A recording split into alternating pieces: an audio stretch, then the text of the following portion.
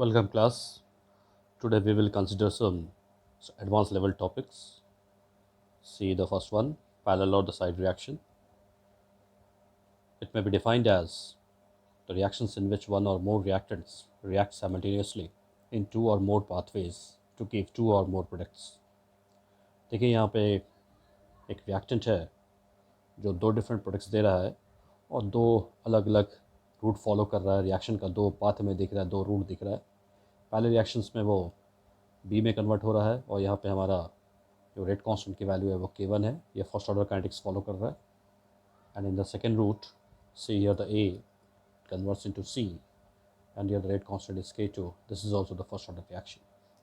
तो इस तरह के रिएक्शंस को हम लोग पैरेलल या साइड रिएक्शंस कहते हैं, यानी कि जिसमें एक या एक से ज़्यादा रिएक्टेंट्स दो या दो से ज़्यादा जो रिएक्शन रूट्स को फॉलो करते हुए डिफरेंट प्रोडक्ट्स का फॉर्मेशन करते हैं। देखिए जैसे एक रिएक्शन में दिख रहा है dehydration of 2-methyl butane to all, यानी 2-methyl butane to all से हमें वाटर यहाँ से रिमूव करना है, डिहाइड्रेशन करना है। इसका रिएक्शन हम लोग करा रहे हैं कॉन्सनट्रेटेड H2SO4 के प्रेजेंस में। तो इसमें देखिए दो हमें पाथ दिखते हैं, रिएक्शन के पाथ दिख रहे हैं। पहले रूट में हमें दिख रहा है क्या, पहला प्रोडक्ट बन रहा है क्या 2-methyl butane to ene और दूसरा प्रोडक्ट में मिल रहा है क्या 2-methyl but 1-ene। देखिए इस तरह के रिएक्शंस में एक इसमें मेजर प्रोडक्ट्स होता है और बाकी जो माइनर प्रोडक्ट्स होते हैं। तो इस तरह के रिएक्शंस को हम लोग पैरेलल रिएक्शंस या साइड रिएक्शंस कह रहे हैं। अब देखिए इस रिएक्शंस के अंदर अगर हम लोगों ने rate of formation of B को देखा तो rate of formation of B क्या हो जाएगा, this is equal to K1 into molar concentration of A, क्योंकि ए से ही ये बन रहा है। तो हम लोग जो है रेट ऑफ रिएक्शंस का एक्सप्रेशन लिख सकते हैं, चाहे वो ए के टर्म में लिखें चाहे बी के टर्म में। तो बी के भी टर्म में अगर हम लोग लिख रहे हैं तो वो क्या आ जाएगा K1 into molar concentration of A. So this is first order kinetics. And rate of formation of C, ये भी क्या हो जाएगा, this is K2 and this is molar concentration of A. And D upon D T, देखिए D upon D T दो different routes को follow कर रहा है, दो प्रोडक्ट्स बना रहा है। इसका मतलब क्या हो जाएगा, ये it is rate of formation, rate of formation not, it is rate of disappearance of A, क्योंकि ए यहाँ पे क्या हो रहा है, डिक्रीज कर रहा है, इसका कॉन्सेंट्रेशन ये कंज्यूम हो रहा है। So this is rate of consumption of A और you can say it is rate of disappearance of A. And this is equal to क्या हो रहा है आपका, पहले रूट में ये क्या हो रहा है K1 इस रूट को फॉलो कर रहा है, तो K1 molar concentration of A and minus this is K2 and molar concentration of A. तो यहाँ से हम लोग इसको लिख सकते हैं क्या, minus K1 plus K2 and molar concentration of A. इस इक्वेशन को अगर आप देखिए तो ये एक इंडिपेंडेंट इक्वेशन है, लेकिन इन दोनों इक्वेशंस को देखिए ये डिपेंडेंट इक्वेशन है, क्योंकि यहाँ पे बी का कॉन्सेंट्रेशन, ए का कॉन्सेंट्रेशन और सी का कॉन्सेंट्रेशन और ए का कॉन्सेंट्रेशन दोनों रिलेटेड हैं। तो जब तक आपको ए के कॉन्सेंट्रेशन का इन्फॉर्मेशन नहीं होगा या किसी एक कॉन्सेंट्रेशन का इन्फॉर्मेशन नहीं होगा, दूसरा नहीं निकलेगा। Now we have to solve for concentration of A B and C at any time T. अब बी और सी के कॉन्सेंट्रेशन को निकालने के लिए हमें ए का कॉन्सेंट्रेशन पता होना चाहिए। तो देखिए तीसरे वाले इक्वेशन से डी अपॉन डी टी हमें निकाल रहे हैं, यहाँ पे माइनस माइनस क्यों लगा रहे हैं, क्योंकि यहाँ पे कॉन्सेंट्रेशन इसका डिक्रीज करा है। तो minus K1 K2 into molar concentration of A. और इसको हम लिख सकते हैं D upon D T, this is, इसकी जगह हम लोग लिख लें K इफेक्टिव, तो K effective is K1 plus K2।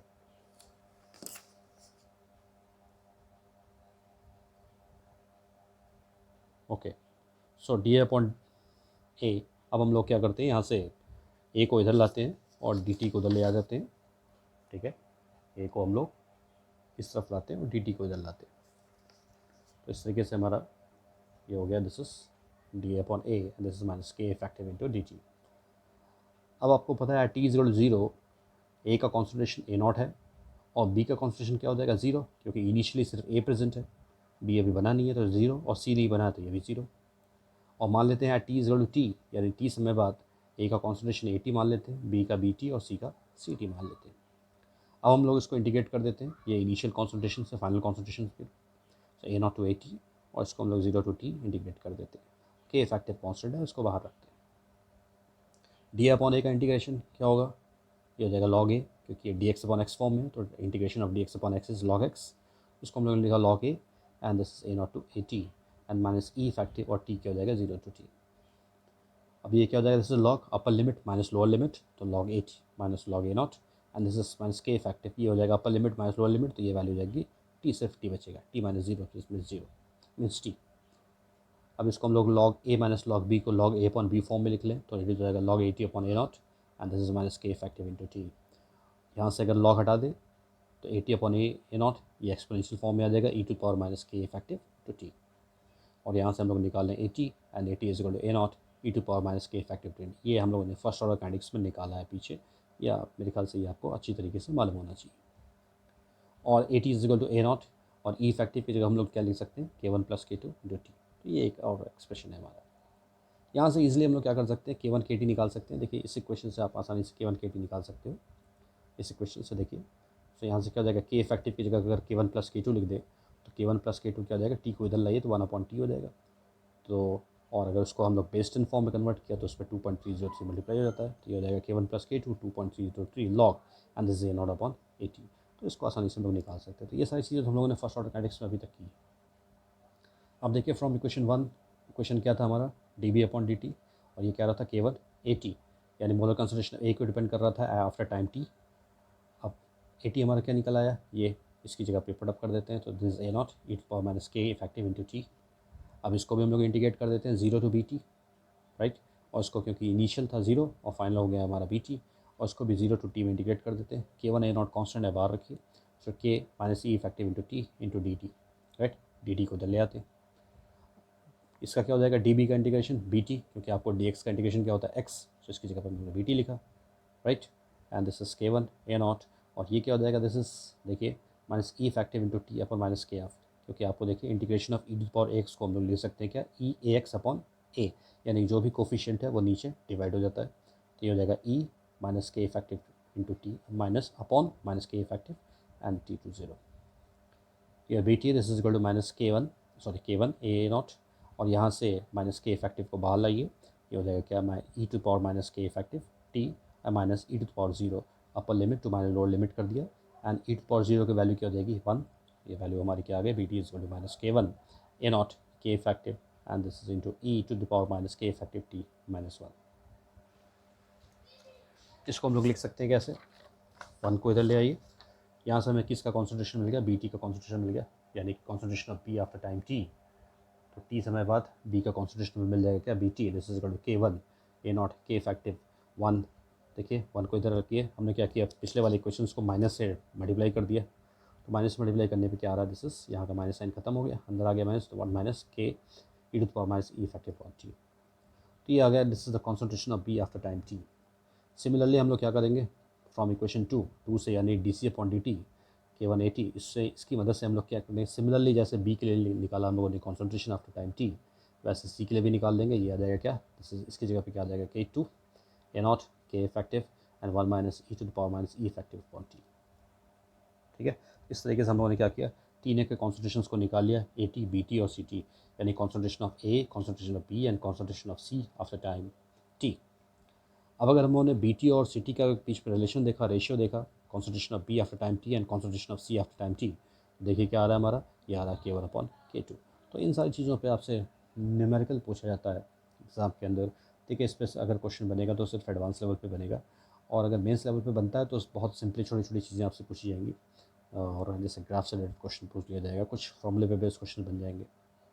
लेकिन एडवांस लेवल के लिए आपको पूरे डेरिवेशन पार्ट में जाना पड़ेगा अच्छी तरीके से, क्योंकि कहीं से भी कुछ भी पूछा जा सकता है।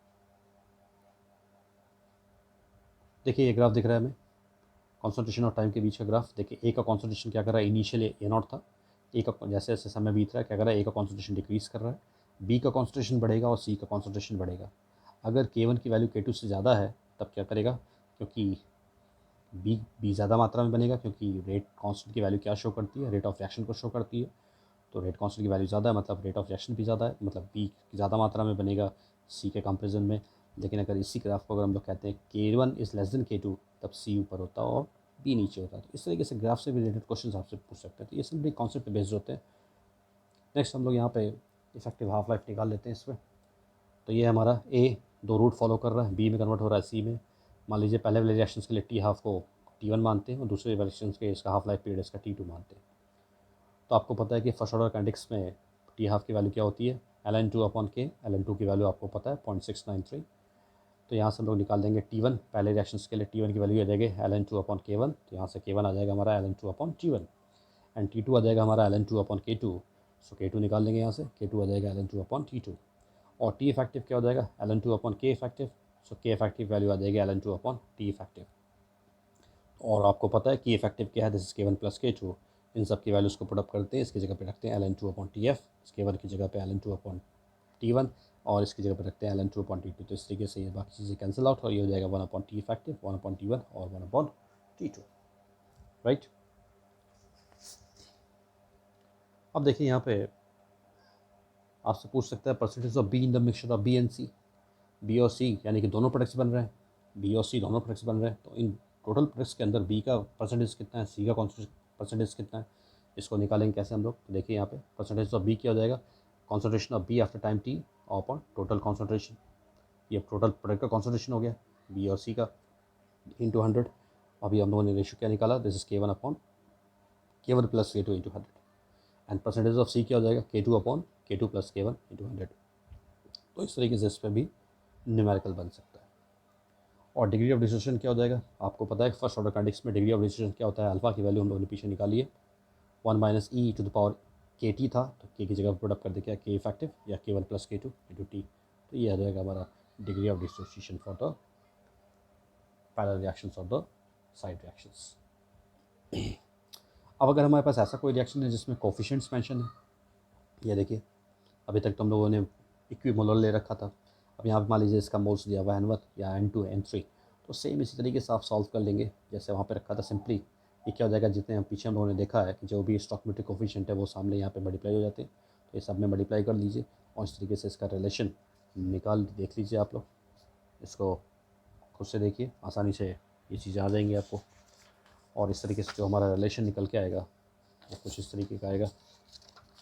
बी टी की वैल्यू क्या आ जाएगी, देखिए बी टी की वैल्यू आ जाएगी हमारी ये, this is N2 K1 A0 और N1 K effective 1 minus E to power minus N1 K effective into T. देखिए सेम उसी रिलेशन में सिर्फ यहाँ पे क्या हो रहा है, कोफिशिएंट्स मल्टीप्लाई हो जा रहा है N2 और यहाँ पे N1 आ गया और यहाँ पे N1 आ गया।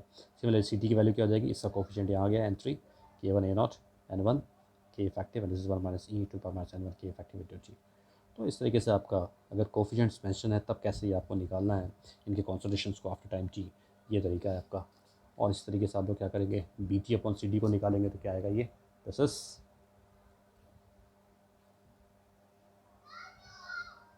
ये आ रहा, this is N2 K1 upon N3 K2। देखिए इसके कोफिशिएंट्स को हमने ऊपर रख दिया, मल्टीप्लाई कर दिया। अब परसेंटेज ऑफ बी निकालेंगे तो क्या करेंगे, सेम वही तरीका जो पीछे आपने किया, N2 K1 upon N2 K1 plus N2 K2 into 100 और परसेंटेज ऑफ सी क्या हो जाएगा N3 K2 upon N3 K2 plus N2 K1 into 100 और डिग्री ऑफ डिस्ट्रीब्यूशन क्या हो जाएगा alpha 1 minus E minus N1 K effective into T. देखिए जैसे एक क्वेश्चन देखिए यहाँ पे, एक क्वेश्चन हमारे पास है 2A और ये दे रहा है, मैं दो प्रोडक्ट्स दे रहा है 3B और 4C।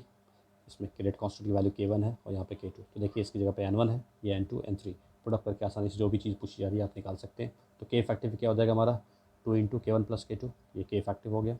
अल्फा की वैल्यू क्या आ जाएगी, ये आ जाएगा देखिए ई टू पावर -2, N1 था, N1 की जगह पे प्रोडक्ट किया क्या 2, K1 K2 into T. Percentage of B क्या हो जाएगा 3K1 upon 3K1 plus 4K2 into 100 और परसेंटेज ऑफ सी क्या हो जाएगा 4K2 upon 4K2 plus 3K1 into 100 और बी टी का कॉन्सेंट्रेशन यानी बी का कॉन्सेंट्रेशन आफ्टर टाइम टी क्या हो जाएगा, this is 3K1 A0 upon 2K effective 1 minus E to the power -2 K effective into T और सी टी का हो जाएगा हमारे क्या, this is 4K1 A0 upon 2K effective 1 minus E to the power -2 K effective into T और B T upon C T क्या हो जाएगा, this is 3K1 upon 4K2। तो इस तरीके से क्वेश्चन बनेंगे आपके एग्जाम्स के अंदर, तो इसको पढ़िए आप लोग, पैरेलल और द साइड रिएक्शंस।